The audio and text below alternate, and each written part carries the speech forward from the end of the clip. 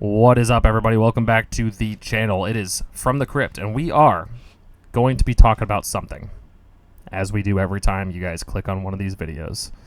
We always talk about something. Every time. Every single time is kind of the whole point. It's the whole reason we do this.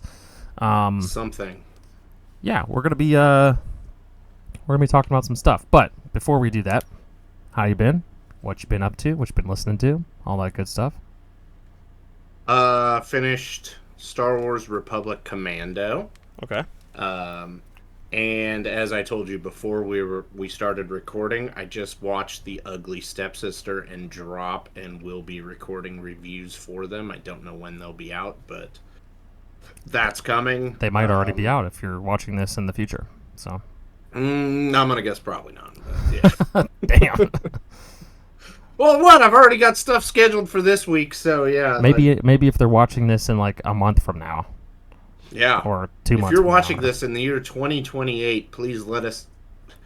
Did it get better? Yeah.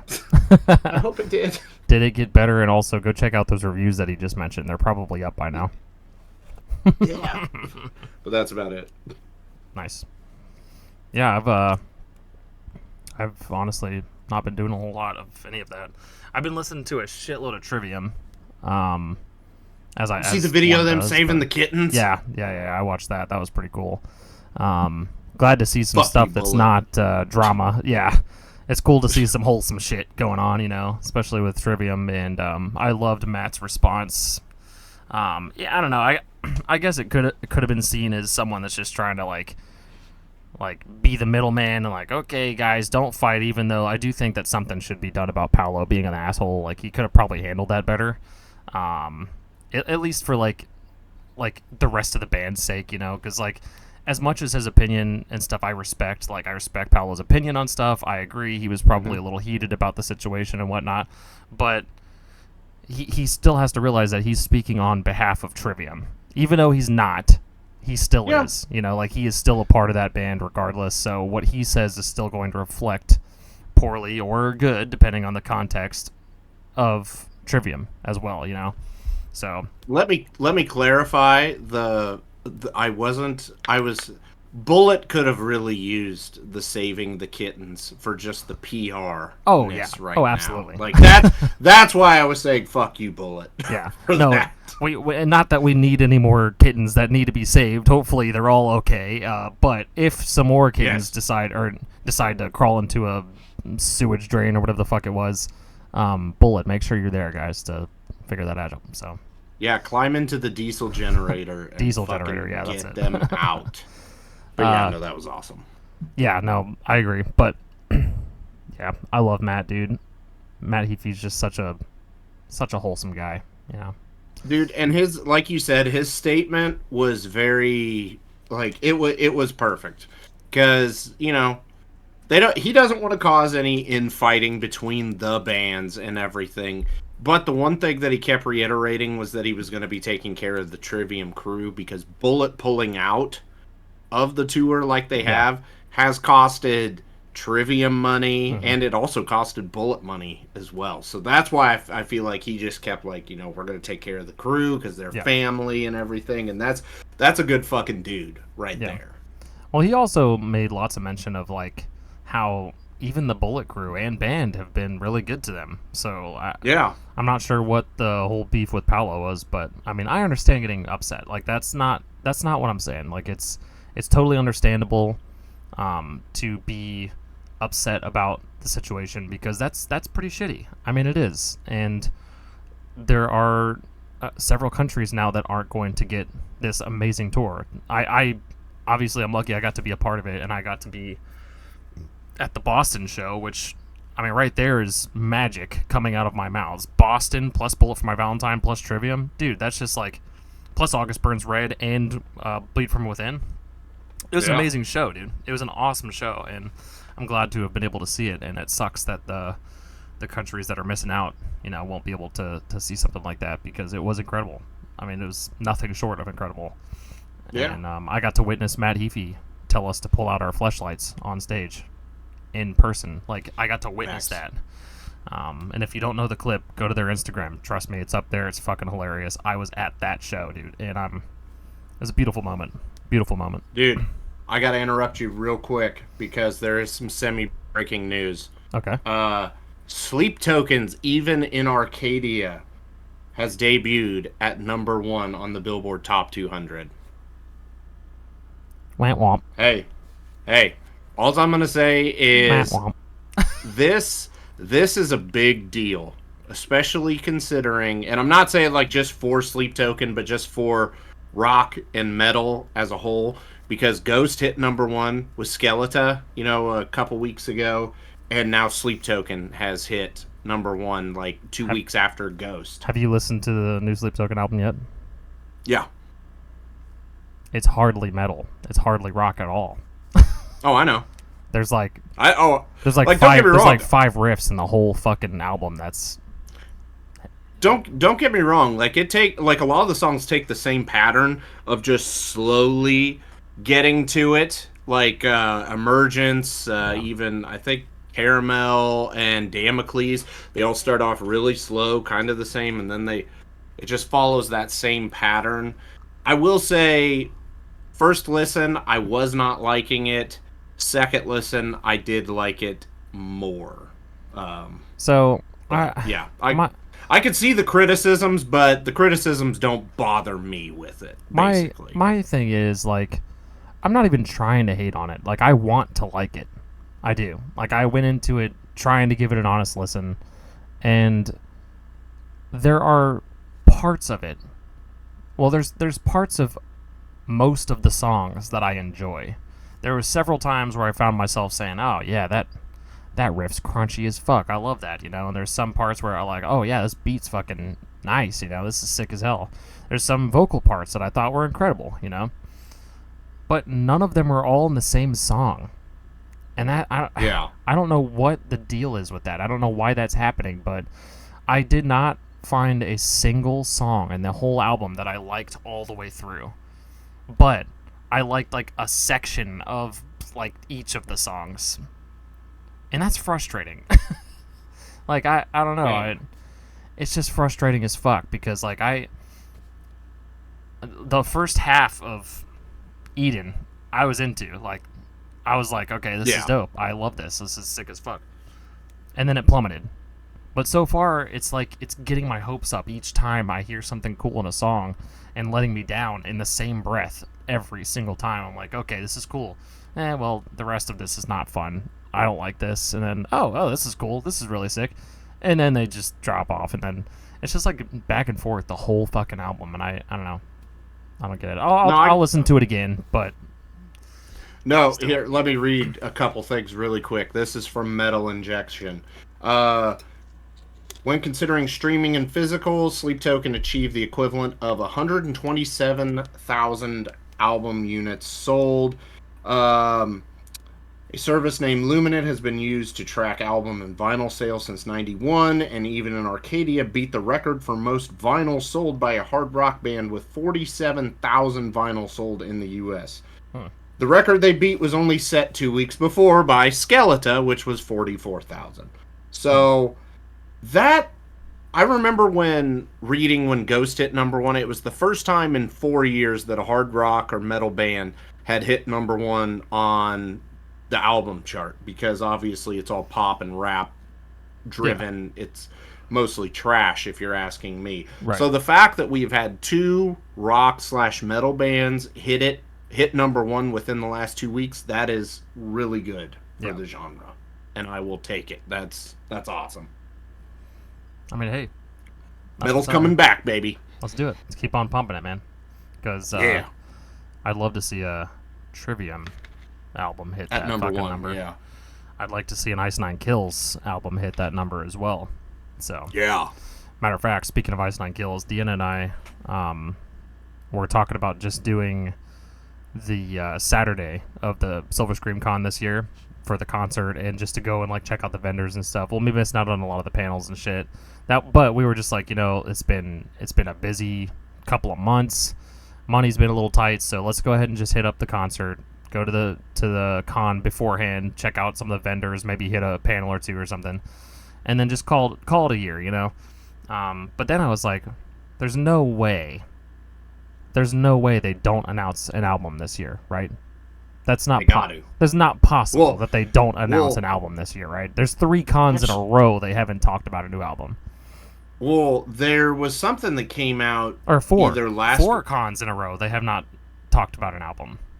So surely this one, number 5, they gotta fucking announce a goddamn album. I think we will definitely get something concrete, because something earlier, it was either last week or the week before, they announced that there is a single coming this summer, and then an album was due out early 2026. It fucking better be. Yeah. Oh no, am I arguing with you? Holy shit. No. Dude. Anyway, my point was, but if they do announce it, it's going to be at the Ice Nine Kills panel the very last day of the con, at the very end. That's the last thing they do every year.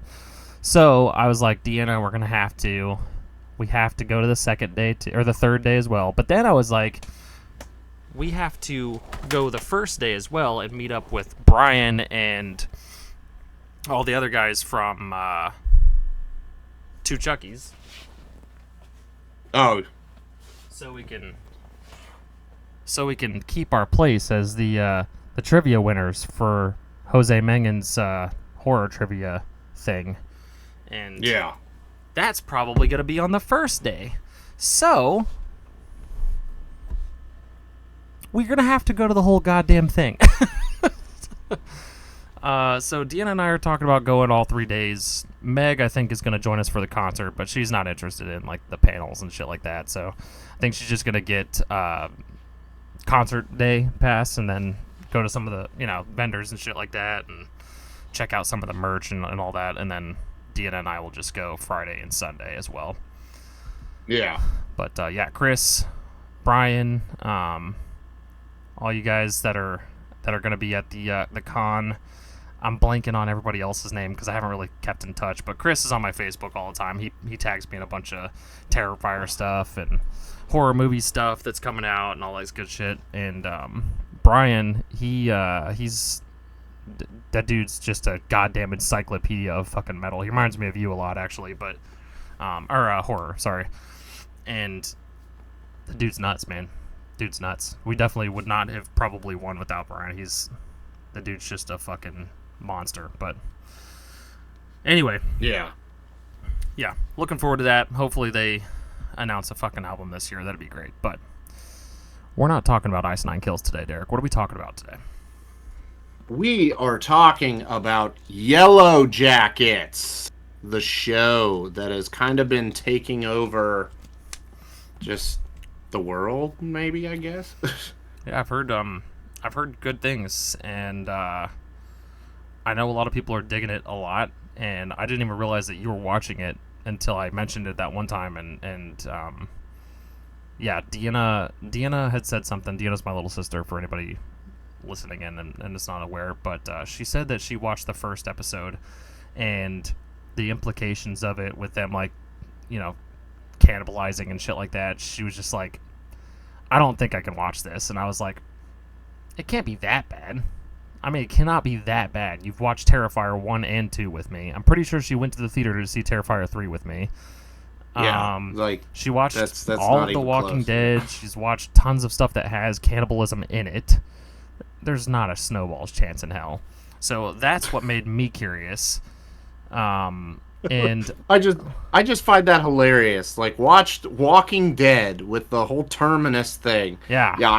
I can't watch the show about girls and cannibalism. So just can't do it. I was giving her shit about that the other day, as a matter of fact. And before I go any further, I'm gonna go ahead and put my spoiler warning up. Just hey, we remembered pretty early. Yeah, the second I said cannibalism, I was like, oh, hang on, let me put this up here real quick.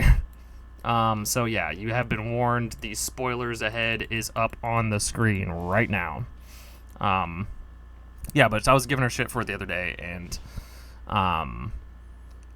she basically was like, yes, it's one thing in a fantasy setting for like The Walking Dead and stuff like that, and Terrifier obviously is very over the top, but she said this is a lot more grounded in some sort of reality, even though we're going to get to that as well, probably in this episode.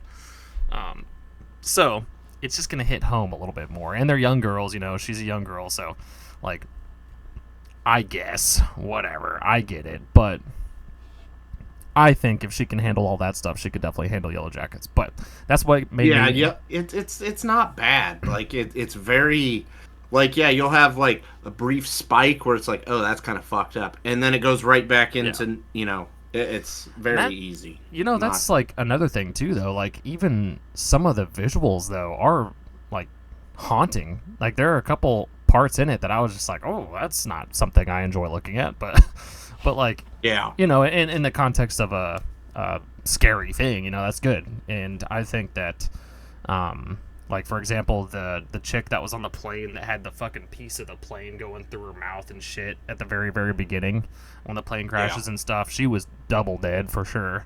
It was just a no-name character. I don't think that she even had any voice lines or anything, but dude, her face just like fucked me up for a second. I was like, oh god, that's gnarly as hell. Okay, so random question. How long would it have taken you to resort to cannibalism? Okay, so Peyton and I, a couple of years ago, we attempted to do a 24-hour challenge in the woods with nothing. Only one canteen, which we did not have water in. We had to find water. We had one sharp object. I brought my Bowie knife. He brought a hatchet, I think, and a lighter. That was it. That's all we gave ourselves. No food or anything. And the whole point was to see how long we could last, you know, in the woods. And we were gonna go look for food and shit and like water and all this good stuff. And I lasted like 12 hours, probably 13 hours maybe. And I got so fucking hungry that I was like, Peyton, we gotta go. I'm fucking hungry, dude. I am starving. And that it humbled me up a little bit, that's for damn sure. But two, made me realize how difficult it would be to just live in the woods, especially like with nothing out there, you know. Like we were in the woods behind my parents' house, which yes is like pretty vast. I mean, there's plenty of woods and shit there, but we gave ourselves nothing. Like we were specifically trying to find food and we couldn't find anything. And so were you guys together doing this or like separate? Together. Okay, you should have ate Peyton. I was thinking about eating Peyton. I was like, dude, you should have. If we're out here one more hour, I will fry your ass over this little fire that I made. And that's it. There's no way I'm staying out here any longer without getting food. And yeah, that was 13 hours ish, give or take. And then I went back home and ordered 2 pizzas. Yeah, okay, so my answer is all the dead bodies on the plane, if they were eatable, we would have feasted. Or I would have, like, well, now, you know, you'd have to eat it all super quick. Like, yeah, but then you'd be out, though. So take out all the bodies from the plane, you know. You ate them all, you know, you're out of bodies. But you're full for that time, you know, but you're still stranded. You have nowhere else to go. What would cause you to kill somebody to eat them? Like, what would be the snapping point or the length of time after eating your final food? So obviously they survived for a while after the plane crashed, you know, like I remember them eating, like, you know, the snacks and stuff that were on board. So if anything, you focus on eating these bodies first, okay? And then you eventually wean yourself off of that and you go to your plain snacks and then you start hunting stuff. Because they're, like, when they crash, it's not cold. It's not like they could just store the bodies in, like, outside because it'll be, like, 0 degrees out. So that's the only reason why you would have to eat them. And if you had, like, an abundance of salt and shit, you could do what they did in the olden times and just salt the fuck out of it. Preserve the hell out of it, yep. Yeah. But they, you know, don't have that. So that's the only reason I would say you jump on that and you eat them quick. Yeah. I don't know what my time limit would be, though, for, like, snapping and just killing somebody to eat them. To be honest with you, I don't know. Not a clue. Yeah. Well, if I was in the woods with Peyton for 24 hours, he'd probably make it to hour 2 if I was feeling generous, and then I'd eat him. And just... like a little rabbit leg. Like a rabbit would have more meat on its bones than he does. This is all purely a joke. For legal reasons, this is a joke. Oh, fuck. That's funny as hell, dude. I'm going to remember that for the rest of my life. That might get clipped, but anyway, yeah, dude. I don't know, but definitely rough. That's a rough situation. And for anybody that doesn't know, actually, Derek, I don't know. You're kind of better at premises than I am, and like given the gist of the movie or show that we're talking about. So take that away. Give us a premise or synopsis or some shit. And for anybody that's not seen Yellow Jackets or doesn't know what the fuck it is, you know.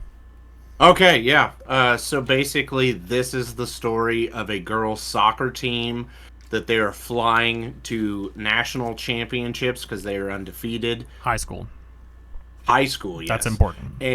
And their plane crashes, and then they are basically shit out of luck and are forced to figure out how to survive in the wilderness. Out in the Canadian wilderness, out in the middle of fucking nowhere.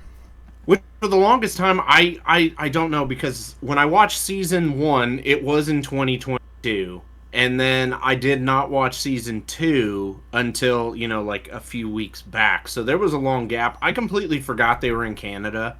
I don't think they mention Canada until season 2. Okay, all right. Because I didn't know where the fuck are they? Yeah, I didn't know what they were either. I couldn't tell if it was like an island or what until season 2. So yeah, I couldn't remember like where they were flying to and all of that. And the only reason we find that out, I'm pretty sure, is because in the present timeline with the present survivors, they mentioned being in Canada, I believe. Yeah.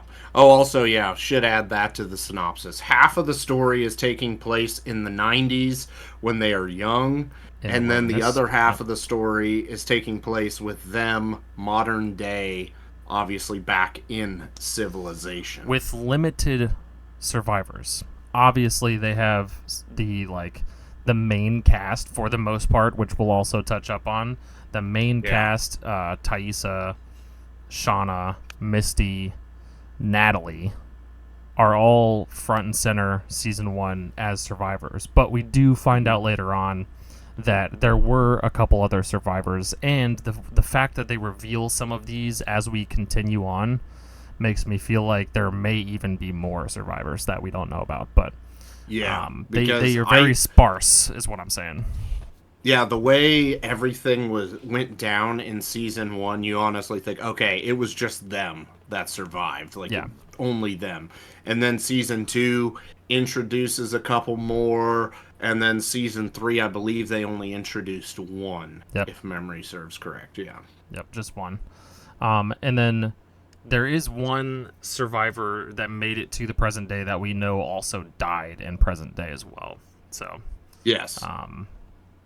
So yeah, there's that. Season 2, we find out that Lottie is alive. I believe maybe even at the end of season 1, we find that out. But I think it's the very end of the very last episode, or it's at the beginning of the first episode of season 2. I think they imply it or something. Yeah, because Natalie, here, before we go any further, let's just talk about some of the cast, so then that way, people. So, Shauna is portrayed by Melanie Linsky, which that is old Shauna, like mom Shauna, suburban housewife Shauna, and then young Shauna, suburban housewife. Christ, I'm gonna butcher the shit out of this name. Sophie Nélisse played Shauna when she was a teenager, going through her stuff. I need to go ahead and put right here, though, perfect casting for both of them. They look like young Shauna looks like she would grow into be that actress. She looks very similar. She's got dark eyes, dark hair. No, for the most part, with the castings that they did, they nailed it. Yeah. The only one that out of the park. The only one I could not find myself to believe for the longest time was Misty, and that's just because I don't know. I can't see. I don't know. I couldn't see her transitioning from the young Misty to the older Misty. You know, like okay. Richie is obviously a very iconic actress. She's been around forever. She's been in tons of movies. And she just doesn't seem like... I mean, yeah, she does seem like a quirky kind of person and stuff like that. So personality-wise, I saw it. But I don't know, physically, I didn't see it in my head being Christina Ricci. But well, since Misty, adult Misty is played by Christina Ricci, which she's been around forever. Love her. Wednesday Addams. She played in Casper. She's been in all kinds of awesome stuff. Casper. Cat. Do you know how long it's been since I've seen Casper, man? We watched it with the kids last year for our Halloween movies, our October movies watch through. We were trying to find some like kid-friendly Halloween ones. So I remember Devin Sawa was boy Casper. Yeah. But that's about all I got. But then young Misty was played by Samantha Hanratty, and I didn't have the issue that you had. Like, I could see her growing into that. Yeah. And That's just quirky. I do now. Like, it's taken me a little while, but for all of season 1, I was just like, I don't know, man. I'm not getting it. But now I do, 100%. It's definitely grown on me for sure. Or they have grown on me for sure. Both are great for the role, though. They both play very, like, creepy, fucking socially awkward, just not entirely... Like, there's stuff rattling around up here, you know, that should definitely be screwed on tight, but it's not. Yeah, but they're a little... Like, I don't want to say too smart for their own good, because they are, like... Yeah, they are criminally intelligent. Smarter than they lead on. Yes. Because you just think, oh, she's just a crazy quirky weirdo, you know? Bird lady. Yeah. And then it's like, no, she is like a fucking, basically a goddamn detective. Like, serial killer detective, for sure. Yeah. Okay, another one. Juliette Lewis, who I've always been a huge fan of, especially like on VH1's, like, I love the 80s, 90s, all of those. She played adult Natalie, and then young Natalie was played by Sophie Thatcher, which she has definitely been breaking out. Oh, yeah. With, oh God, what else? Companion and Heretic. Companion so bad. Their Companion and Heretic are both awesome. Heretic was fucking awesome. Okay, yeah. I did watch that. Okay, the one thing I've got to say, and I'm glad my wife said it to me, because she didn't watch my Companion review, and then she just brought it up to me. Man, Sophie Thatcher's upper lip bothers me, but then after a while, I just kind of get used to it. Yeah. Do you have that? Yeah. Okay. I think it's just I think it's the way she enunciates her words. She positions her mouth in a weird way, and it like protrudes her lip or something. It doesn't look like there's like that little divot, you know, that people have in their upper lip. It just like fucking lumps it instead of. No, I know what you're saying. There was a multiple times where I focused really hard on that for no reason, and I'm like, we ain't bagging on her. Okay, she's a very attractive woman. She just like it's just one of these. Oh, things she's awesome. That, like just throws me off for a second. And I get over it, but yeah. Like I got to take a second to adjust to it, and then I'm like, okay, we're good. Because like half of Companion, I was just like, mole, like what the. And then eventually, I was like, okay, but yeah. So it's weird. Incredible actress though. She, I think she does a damn good job. As a matter of fact, I think I like young Natalie more than adult Natalie, like by a lot. Oh yeah. So yeah, like I like adult Natalie a lot, just with the struggles and everything that she is dealing with. But then, they're just perfect pairing of young and old right there. Agreed. Who else do we need to hit? Thaisa. Adult Thaisa was played by Tawny Cypress, and then young Thaisa was played by Jasmine Savoy Brown, which once again. Both. Like, knocks it out of the park. Like, flawless. You could see them growing up into that Thaisa. Like, yeah. Cypress. What is her first name? Tawny. Tawny. Yeah, Tawny. Oh, dude. Her eyes creep me the fuck out. They creep me the fuck out. Like, I've seen pictures of her actual eyes, and they're green, I believe, or olive or something like that. And she's beautiful. I'm not, like, judging her or anything. I'm just saying, like, in the movie, or in the show, I believe she wears brown contacts that cover her really bright green eyes. And in the light, which is very often, they look red.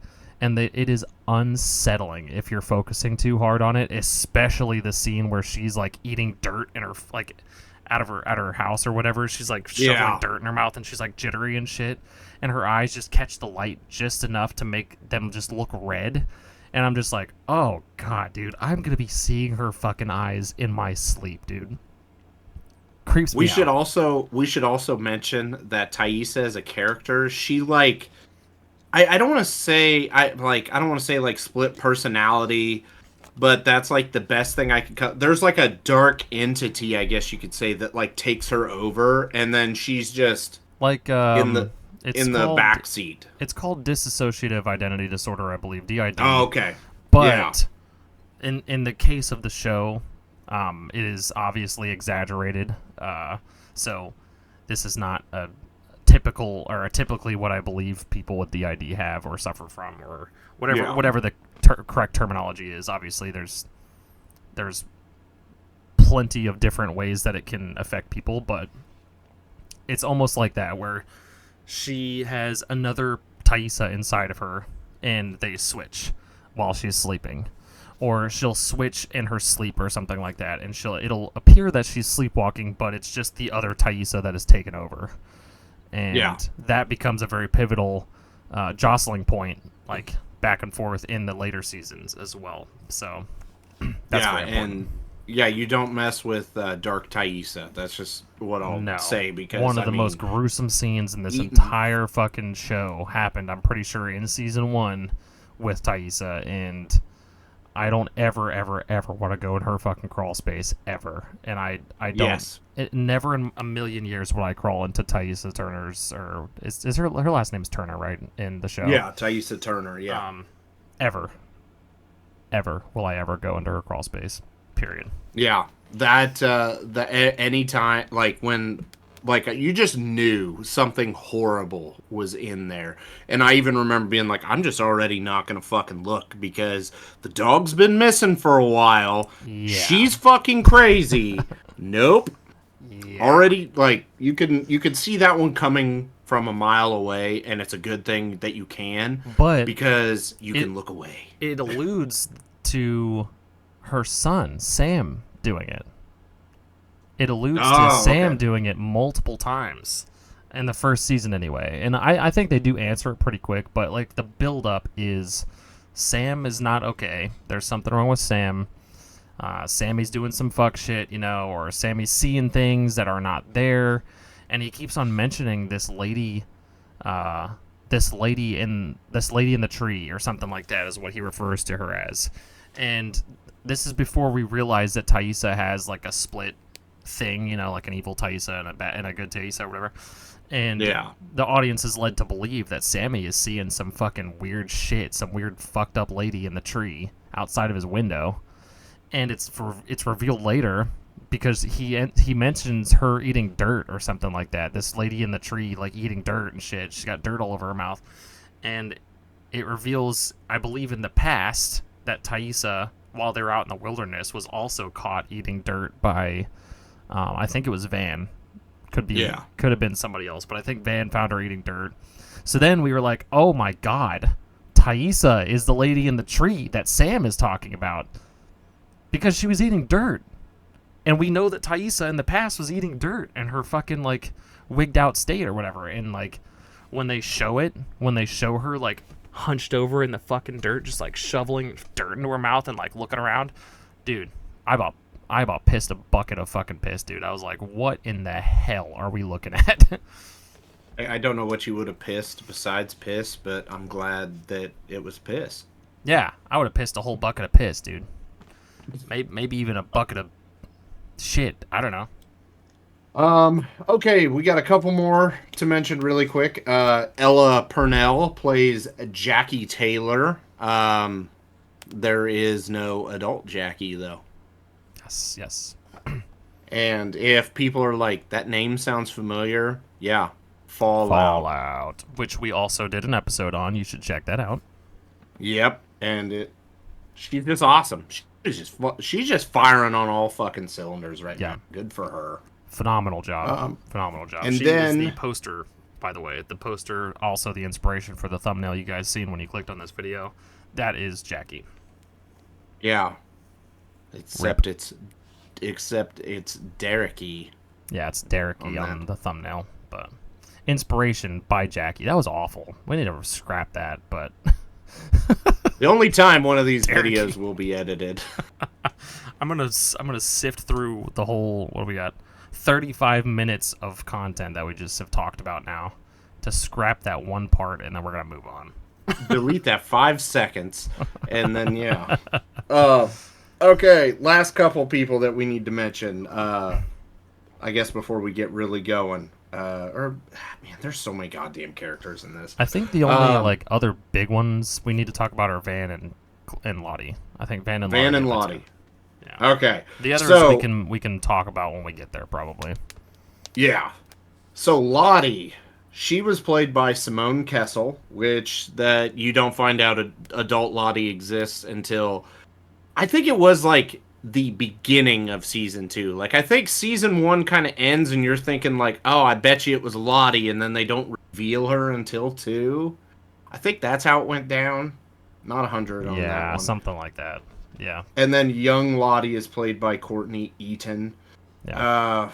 And then Van, which I'm honestly surprised Van made it, like, out of the wolf attack. Out of the wolf attack, she also made it out of the plane. Remember, she was about to be left for dead by Jackie and Shauna, and she made it out somehow by herself. Yeah. That happened in season 1 too, and there was some tension there for a little bit. So, yeah, Lauren Ambrose plays adult Van, which she was in. I think it was Can't Hardly Wait. Or maybe it was Dazed and Confused. Now I'm drawing a blank. Now I gotta double check. Because that's gonna bother me if I don't get that right. Yeah, Can't Hardly Wait. She played Denise. She's the one that hooks up with Seth Green in that movie. Nice. And then Liv Hewson, who was the daughter in Santa Clarita Diet, which was canceled criminally way too early. But yeah, Van's kind of a badass. She's the goalkeeper for the team, so you know she's ready to fuck shit up, and she's taken very close with Thaisa. She's taken a few hits to the face by soccer balls a few times for sure, but she took a few hits from a couple of fucking wolf teeth as well. Yeah. So she can take a beating, that's for sure. Yeah, and I was surprised because Van was just like Lottie, was introduced in season 2, like the adult versions of them, because. And it wasn't revealed that Van was alive until like halfway through season 2. I'm pretty sure. I'm pretty sure it was like late, wasn't it? No, like because the wolf stuff happened in season 1. Yeah, but her adult self, I don't think revealed. Her adult self, yeah. Because Thaisa sleptwalk to the VHS and DVD rental store that she was still running because she was kind of trapped in the past. Yeah. But given the trauma that they went through, 100% makes sense. Yeah, that checks out. Van was awesome. The end. Yeah. Is awesome. For sure. We're going to talk spoilers. Yeah, Van was awesome. I already got my spoiler warning up. There it is again for you if you need to know. Okay. So now that we've went through a bunch of the main cast, mainly just the girls, there are a few dudes, you know, like Travis, Coach Ben, Walter, which that's not until season 2, and then Javi, which Unfortunately, that's another one that we got to talk about, but yeah. So, I guess where do we jump in? So basically, we talked about some characters. There's also another thing too that I started making started connecting. Oh, hello. Started connecting the dots to when we were talking, but Ty, I'm pretty sure back before they even got on the plane, broke that one girl's leg during a practice game. Well, they were doing a practice game, and she fucked that girl's leg up really bad. Like, broke her leg through the skin. So, I'm starting to think that maybe bad Thaisa might have been in control on that one. Could have been. So, that's kind of funny. Could have been. But anyway. I mean, Thaisa was always, like, fiercely, like, a legit fiercely competitive. Yeah. So, I mean, that could have played... Hi, Meg. That could have explained what that was, and maybe the crash, like the plane crash. There we go. I was gonna say the crash landing just opened the door for a whole batshit crazy to come on out. Yeah, that's fair. Laura Lee is another character that we do kind of briefly need to mention. She was in season 1. She gets briefly brought up again, kind of in a flashback in season 2, I think. But Laura Lee is very religious.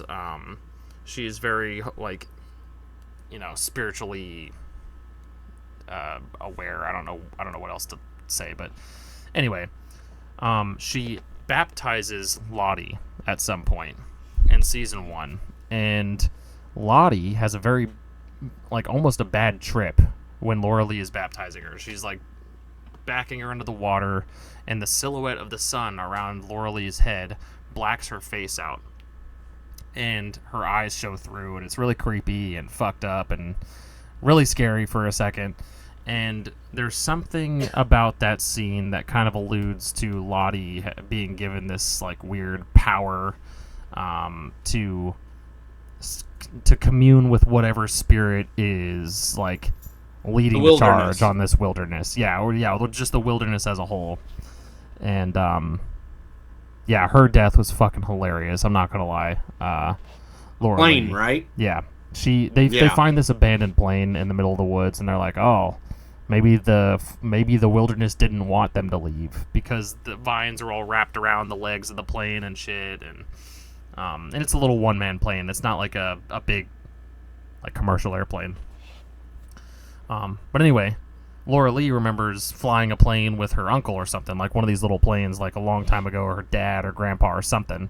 So she's got it in her head that I could probably figure it out. I'm going to fly this plane and go get help because someone's got to do it, and we're all getting hungry as shit to the point where we're all starting to creep each other out with how good cannibalism is sounding right now.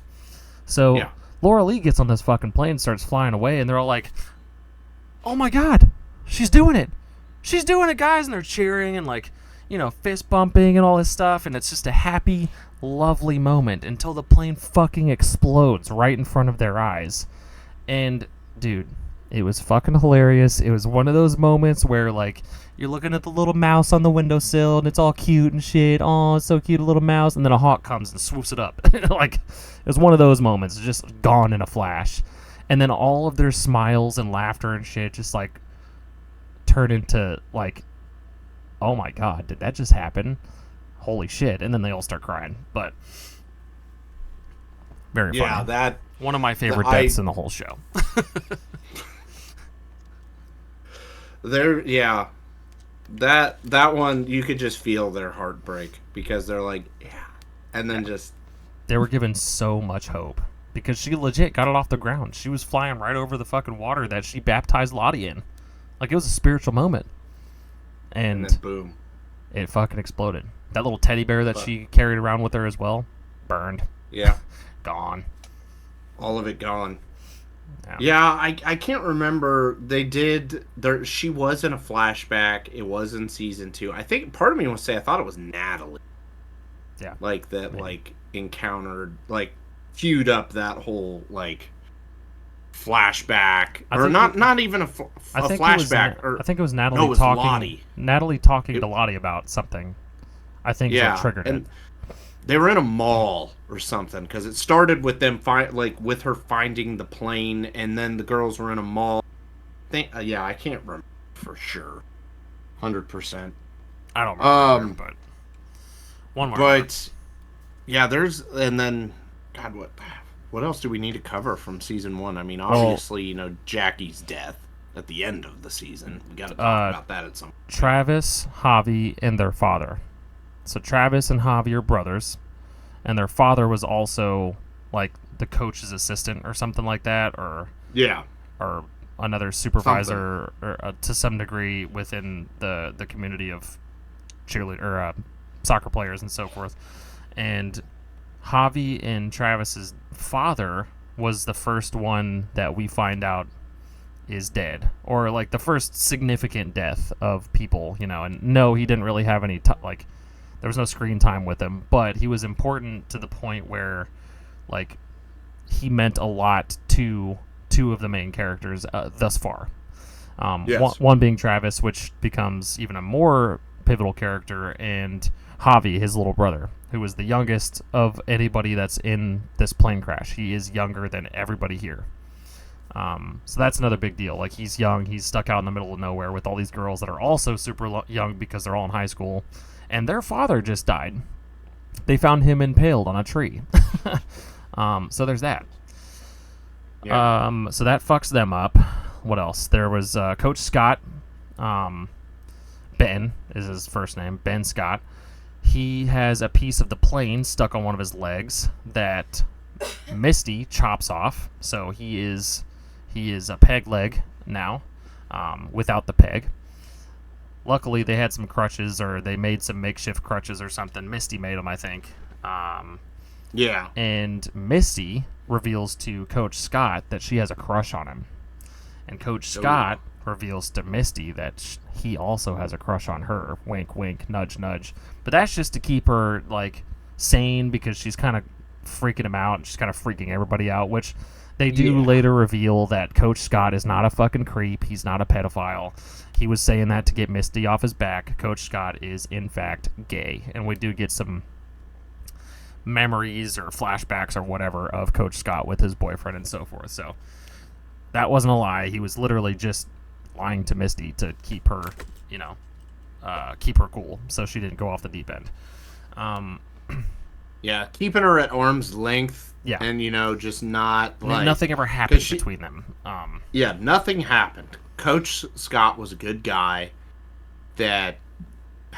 We'll talk about it. Pissed. Yeah, we'll talk about it. That's a very, very big thing that we're going to talk about. But, so... that was another big thing. Another thing involving Misty that happened was she found the black box transmitter that sent signals out to whoever, like the plane's signal transmission box or whatever. She found it, and she destroyed it.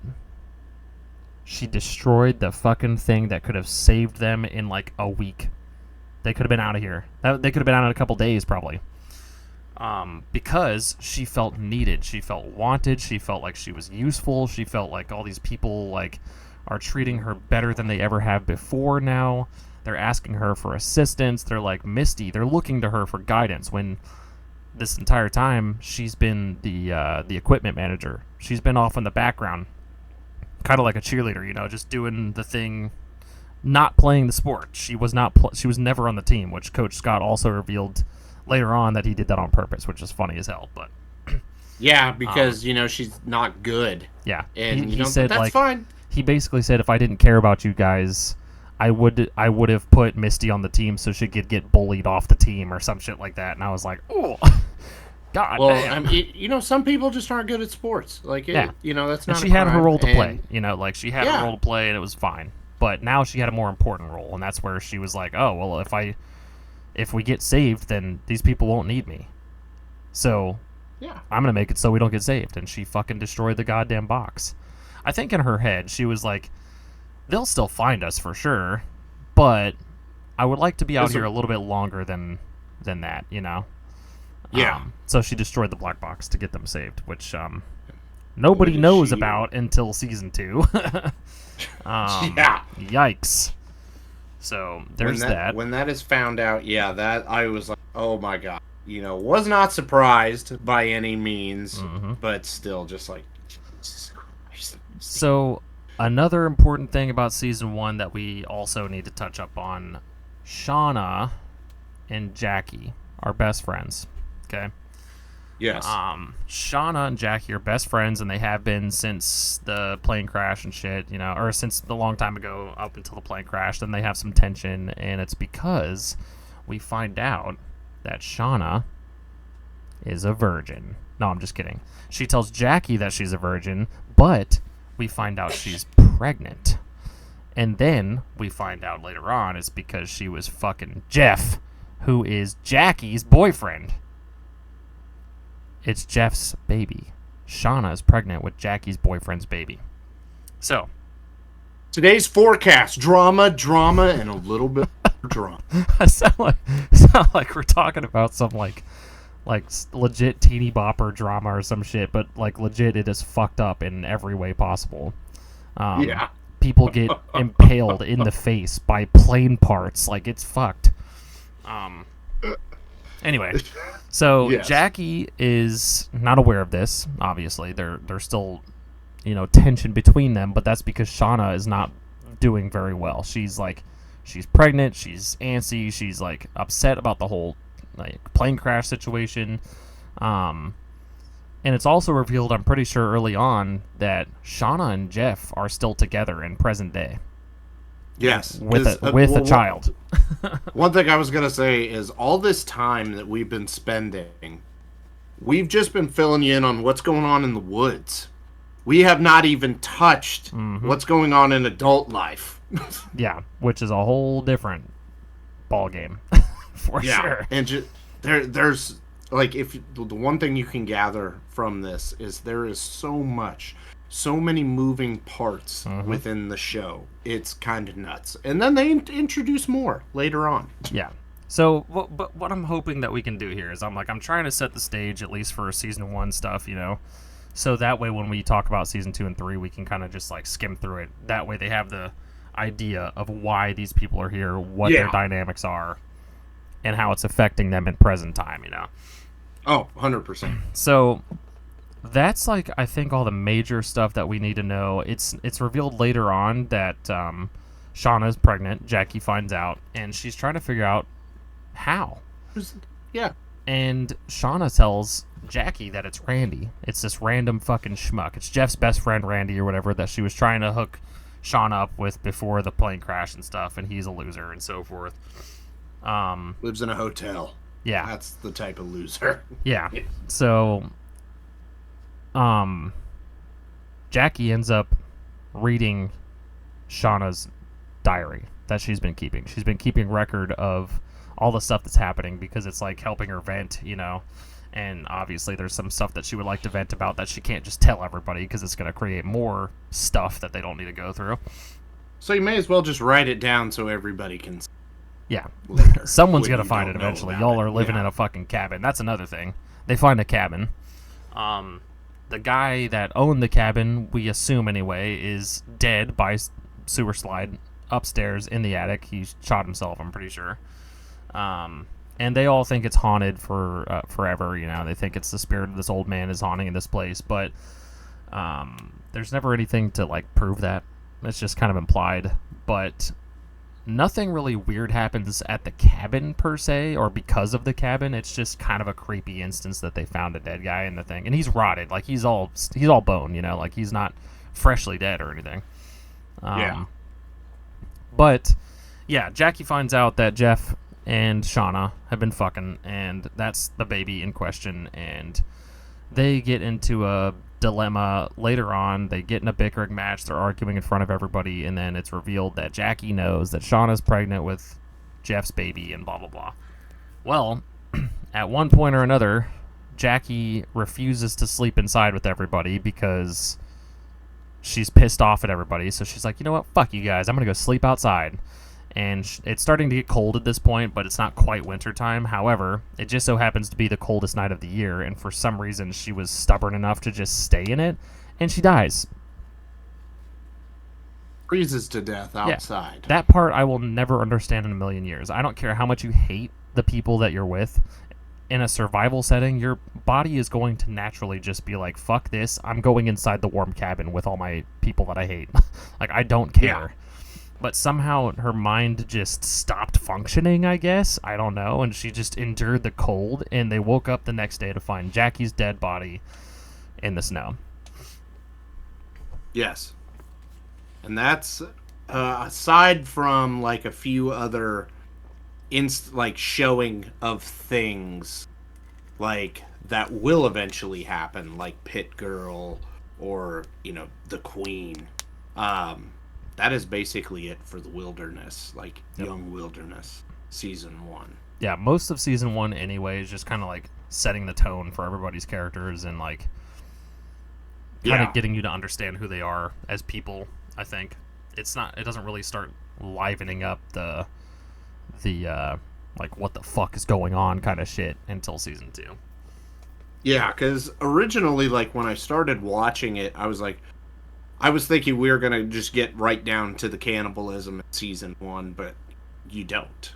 Like, that comes later. Yeah. I guess let's touch on adult stuff if we're for season 1, then we could blow right into season 2. Right. Yeah. So adult stuff.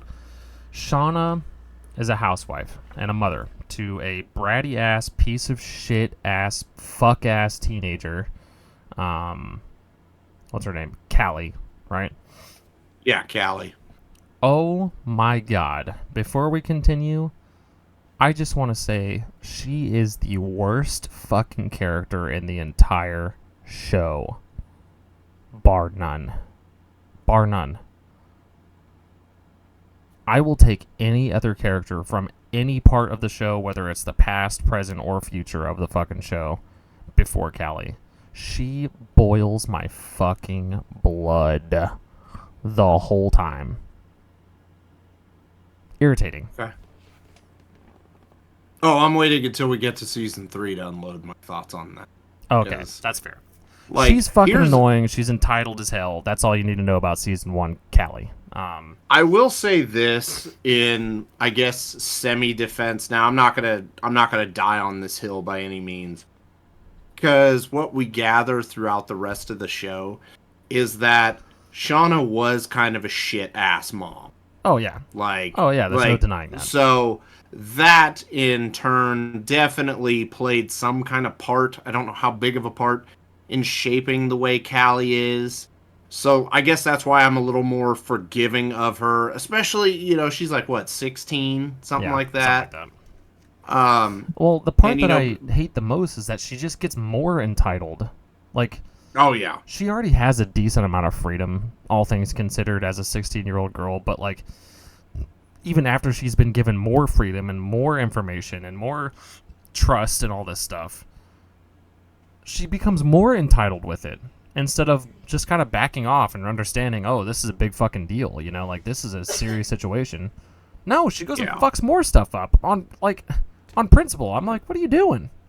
Well, and what was it? Wasn't it like, I think it was in season 2, she finally, like, gets more information about what happened in the woods? Because up until that time, she didn't know why her mom acted the way she did. Yeah. And, not knowing... Like, now, if they would have sat her down and been like, look, mommy's eating people. Like, yeah, mommy went through some pretty fucked up shit in the past, and that is not an excuse for why she sucks, but just so you know, like, mommy's a little fucked in the head, okay? So maybe exercise a little more patience with her. Yeah.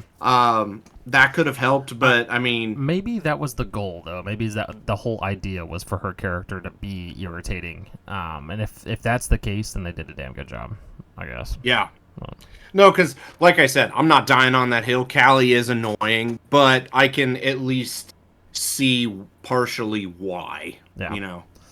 So, not just a bitch to be a bitch, basically. So that's basically Shauna. She's bored. She's sick of being a housewife and a mother. She hates being a mother, as a matter of fact, I think. That's just revealed later on.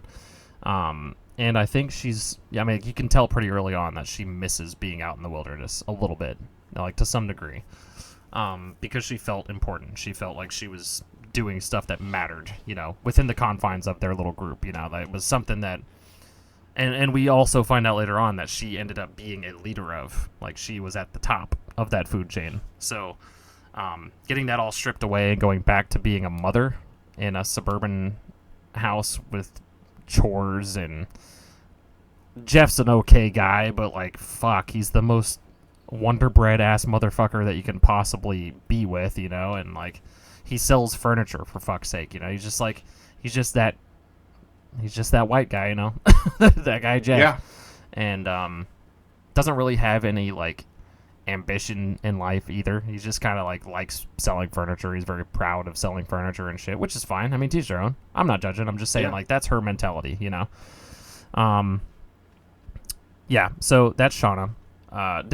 Did Adam happen in season 1 or is that season 2? Adam happened in season 1.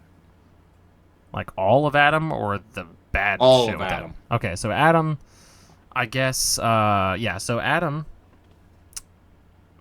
is a guy that Shauna got in a car accident with, and they had an affair.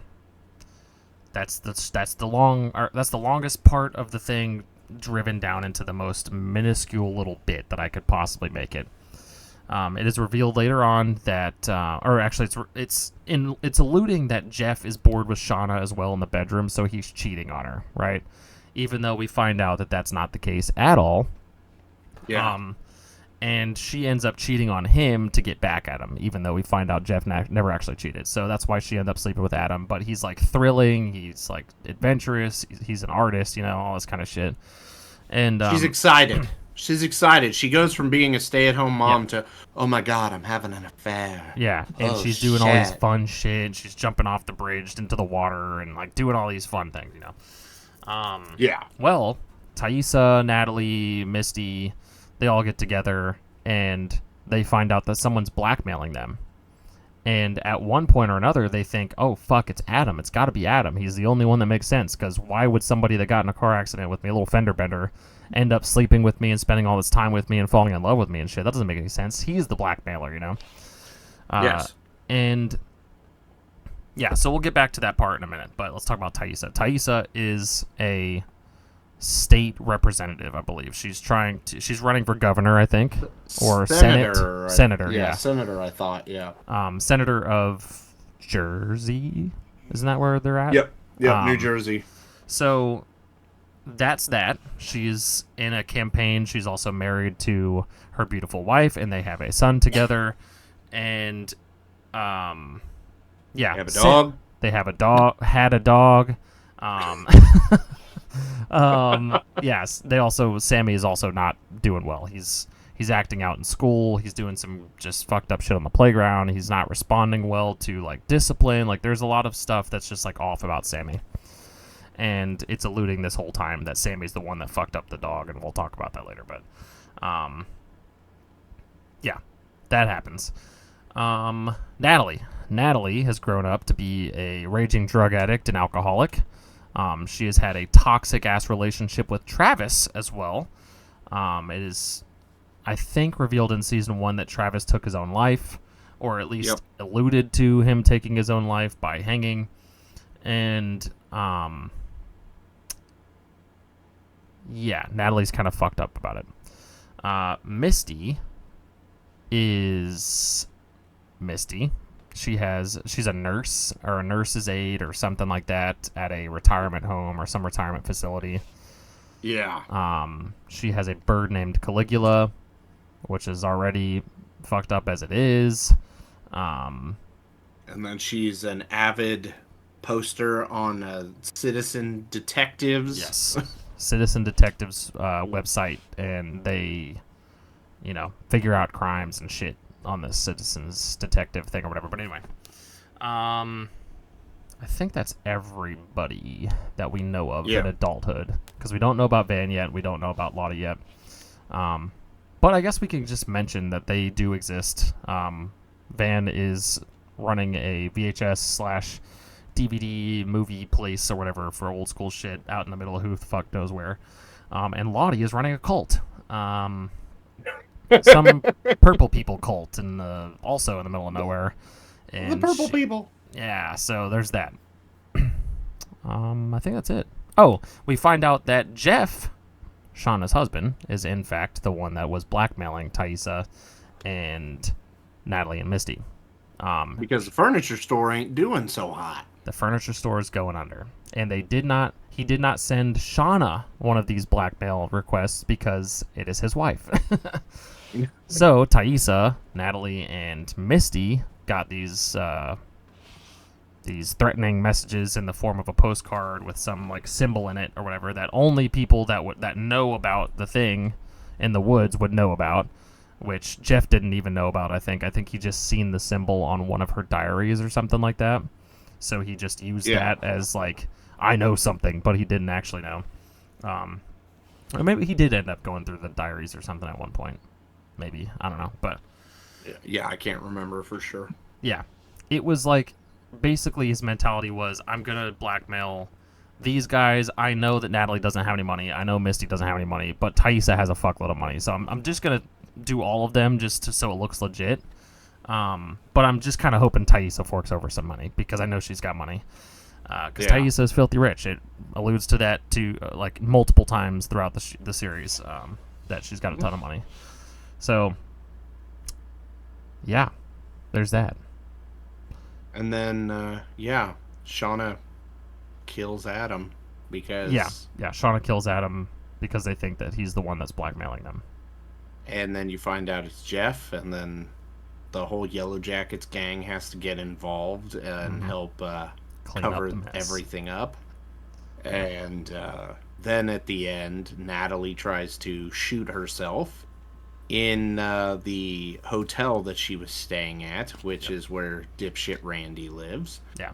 And Randy's a recurring you find character, out, but we'll probably talk about him briefly. Kind of but he like I don't want to say cuck, but he's just kind of a doofus. Yeah, doofus. Yeah, that is absolutely perfect. If you look up doofus in the encyclopedia, Randy pops up. You're gonna see a picture of Randy because I mean, we're talking about a guy who could not just into a condom and be good. Instead, he's like, lotion. Yeah, he used lotion, and again, scented we'll talk about that. Lotion. Like, yeah, but then Natalie tries to shoot herself, and then kind of gets abducted by the purple crew. Yeah, and at that time, you're like, what the fuck is going on? Like, who are these people? Which then season 2 explains everything. Yeah, season 2 explains at least that. Reveals that Lottie has been alive this whole time, and they thought that Lottie was in a psych ward because of her mental state, and it wasn't that great. And they find out that she's leading this cult, and it's a wellness center, and an organized community, like, or something like that. Yeah, like, wellness community or wellness something. Yeah, I don't know. But anyway, she's also talking to a therapist as well in the middle of many of these episodes. There's flashbacks to her talking to a therapist, which we'll talk about. All that one coming a mile away. Yeah. Lottie is just kind of out there, all right? And Lottie is still stuck in the wilderness in her head. And Lottie is definitely, like, amping up to be this antler queen that we keep on, getting flashes to throughout the first season and the second season. And, yeah, it's pretty rough. They kidnap Natalie.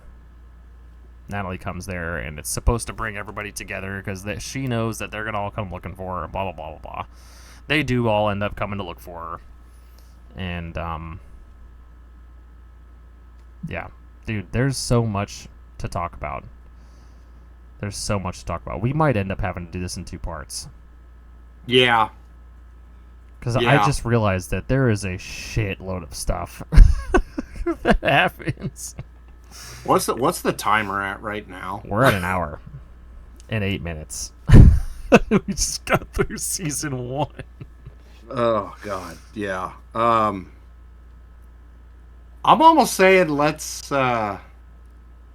shit. Yeah. No, when we're actually sitting down talking through everything, it's like, oh my God. Yeah, because if we say one thing, then there's like 30 things we have to explain. Yeah. Like, wait a minute, there's a web of shit here.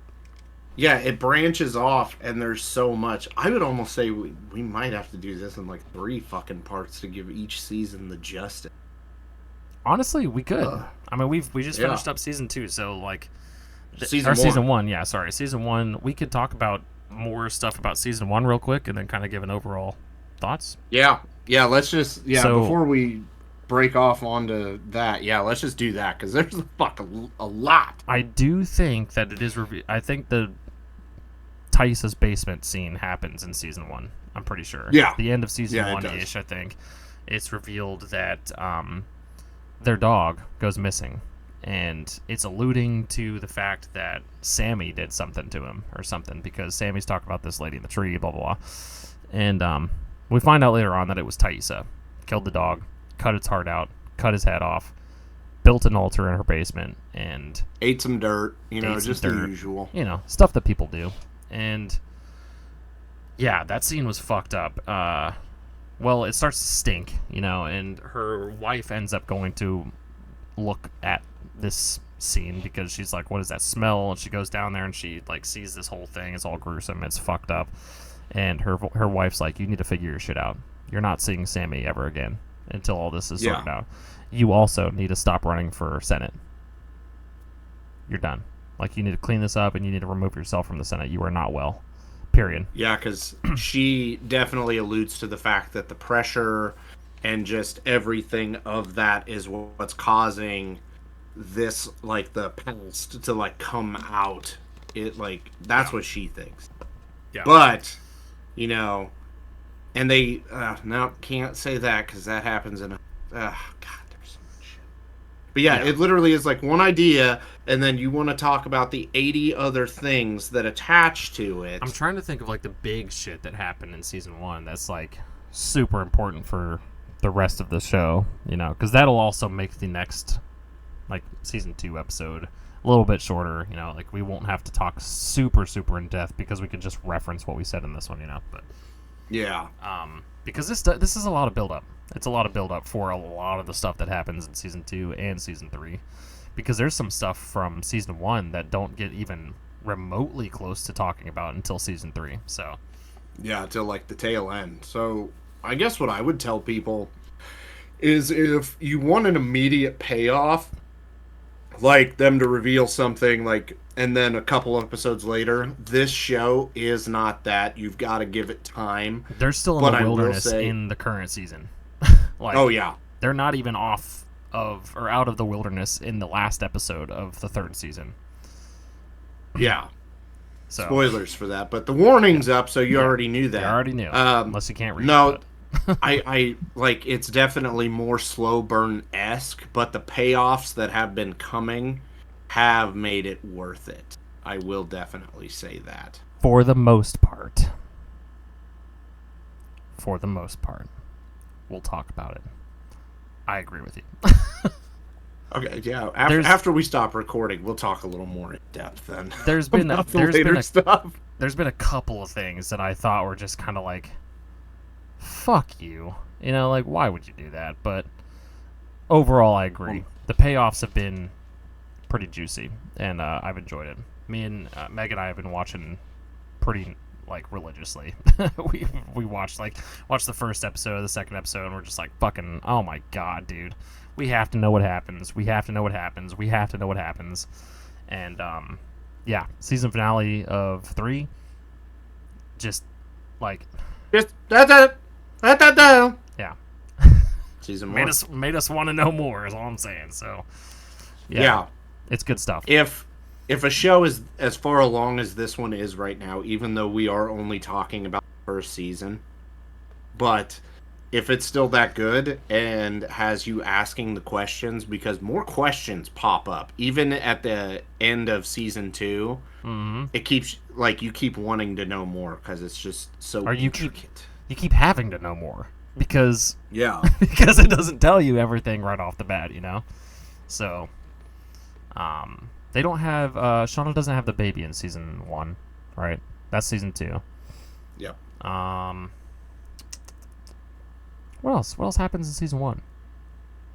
I mean, that's basically the gist of it. Like, yeah, we talked about like how crazy Misty is now. Misty, like, all the Misty kidnapped somebody for the entirety of season 1, pretty much, or this is the back half of season 1.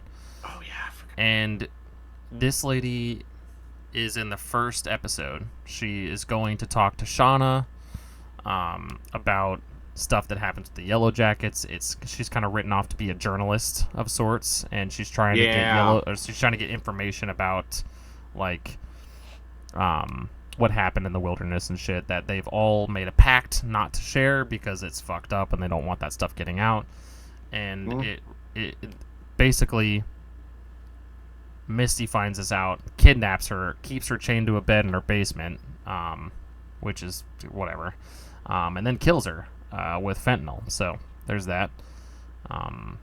It is revealed that Thaisa hired her, actually, to go and ask questions to all of the YELLOWJACKETS to make sure none of them would talk, though, because Thaisa is running for Senate, and she didn't want any shit leaking out that she didn't know she could trust and all this stuff. So she wanted to make sure that if she got elected, that Shauna or Misty or somebody wouldn't go and like blab their mouth about stuff, because that would look pretty bad for a senator to find out that she was cannibalizing people in the woods. So and other stuff. So yeah, but like, to be fair, like, who are people to judge? Like, if you're trapped out there that long, what survival. Are you gonna do? And that's another thing that was revealed in season 2 or season 1. The length of time they were out there was like what? It was like over a year, wasn't it, or 2 years? Oh, I thought. I cannot remember how long it said that they were out there. It was revealed. Hang on. It says that in the first season, I'm pretty sure. But, like, I guess my point is, like, I would be more inclined to, like, if she's like, look, we were out there. People died. We had to survive. The end. 19 months. And 19 months. Well, they got to be getting close to... Or, nope. That's another season. But my point is... if she just outright, I had to eat people to stay alive. What the fuck do you want from me? Yeah. I would be like, you got my vote. Like, as fucked up as that sounds, because it's like, at least we lived next to the pond, and we ate twigs and berries, and we were fine for 19 months. We ate each other's excrement. Yeah, we ate the shit. Like, no, it's like, okay, something's fishy about that. You're lying. But if she's like, we had to fucking eat people because people died or else we were going to die too, I'd be like, you're honest and you're a fucking survivor. Yep. Exactly. You got my vote. Exactly. It's intense the whole way through. And it is cool, though. They do give you, like, little moments of, like, reprieve. Like, when the girls found the lake... and they all went swimming. Everything was happy, like, all things considered, they were in a fucked up situation, but at least they can have a little break. They can, like, swim and play and, have fun for a little bit, making things seem a little bit better, but you gotta have those moments, or else the weight of the situation will just crush you. And trust me, they don't spend too much time on those moments, but they happen at the very least. I think Thaisa also in season 1 says that she's gonna leave and go find somebody, doesn't she? And that's when she takes Van and a couple other people. Isn't that season 1? Yeah. And then Van gets fucked up. So Thaisa because the wilderness doesn't want them to leave. Yeah, it's eluding. Like that happens a bunch of times where like something will happen and they think it's the wilderness trying to stop them from leaving, and it provides them with something. So like, the lake was one of the first things, which was kind of unassuming because it wasn't like actively doing anything yet. But then there's also the plane incident where like the plane was seemingly there because they didn't want it to leave, but they end up making it off in the plane, but then it explodes. So then they're like, oh shit, maybe they really doesn't want us to leave. And then Thaisa takes a group of people to go look for a town or something, and wolves attack them. And Van gets fucked up. Like, she's got all fucked up scars and shit everywhere. She still does. Like, she's fucked up, like, within an inch of her life. And they make it back, and then all kinds of fucked up shit happens, but then there's like a little reward here and there for staying, basically. So it's kind of like alluding to the wilderness, trying to keep them there on purpose. And yeah, we could also mention the symbols that are on various trees around the place. Yeah, no one knows who the fuck put those there. No one knows who the fuck made them or why they're there. No one even knows what the symbol is, I don't think. Yeah, it's just like literally the best way to describe it. It's just there. They don't know. There is payoff for once they like connect the dots, essentially, but that's much later. But yeah, nobody knows. Even then, it just makes a bigger one of the symbols, though. We still don't know what the fuck it is, or like why it's there, or who put them there. Which is the biggest thing that we want to know is like, what the fuck are these symbols even doing on the trees anyway? Yeah. Yeah. So, I think that's all. Yeah. Overall, season 1 got me hooked. Yes. Definitely would watch this again.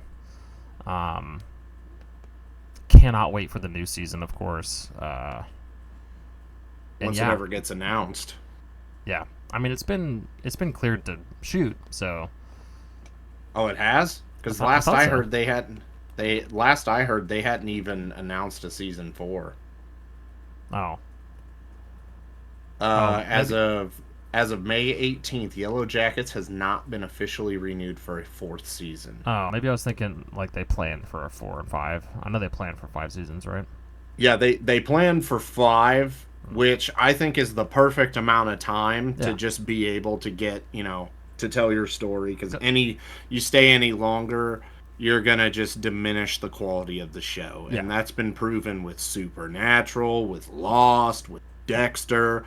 Like 5 seasons is like perfect. It's absolutely okay to stop a show once the story's been told. Like, it's fine. There's people that will go and rewatch all 5 seasons of it, Like, Black Sails is a good example. I've watched Black Sails like 5 times, and it's only 4 seasons, and I will absolutely watch it again because I love the show. So, surely there are people that will just continuously binge this, and tons of people that haven't seen it yet, Yeah. Don't ruin it by making more than that. Tell the goddamn story. Move on. and then get out. But I guess I'll just say, sorry guys, we thought we were going to be able to get through season super quick, but then by the time you start unraveling everything, it's just like, it unravels further. Like we're just gonna we're gonna ride this out and do a couple more episodes because each season is fucking just loaded with shit. Dude, we'd be sitting here for 3 fucking hours doing this probably. Maybe more. Yeah. So. 100%. So next time we do YELLOWJACKETS episode, we'll cut the beginning down a little bit so we can get right into it. But yes. Anyway, we had some important trivium shit to talk about. Okay. And Ice Nine Kills stuff as usual, but yeah, dude. Season 1, fun as hell. Great show. Check it out. Highly recommended. Watch season 1 now. That way, by the time you guys see our episode for season 2, you can watch it with us. Like watch along as we release the season episodes and shit, and it'll be fun. Yeah. So yeah. But make sure you like and subscribe, all that good stuff. If you are listening to this on Spotify, hopefully the many times we brought up spoilers, you heard us say spoilers, because I know obviously you don't get the visual on Spotify, but we did mention spoilers multiple times, so still no excuse. There were a lot of them. I will also put it in the description of the Spotify episode too, just in case, because I know you guys are silly little beans sometimes, and I'm not about to get blamed for you guys' mistakes. So let us know what you guys think of season 1 in the description down below, or in the comments, I mean. And let us know what your favorite character is, what's your favorite plot thread, whatever. Talk to us about the show. And we'll actually, wait, no, hold on, I'm going to stop you right there. Who do you hate the most? Comment that. That's what needs to be discussed. Who is the biggest asshole or bitch in this show? Y'all already know my answer. Tell us why it's Callie, and I'll agree with you. I haven't said a word yet. I guess if we're going to go with the YELLOWJACKETS, she's not technically a YELLOWJACKET. So. Yeah. as far as the Yellow Jackets go, we'll talk about my least favorite later. Oh yeah, in a later episode. Same here. But yeah, thanks for watching, guys. We'll see you in the next one. Peace.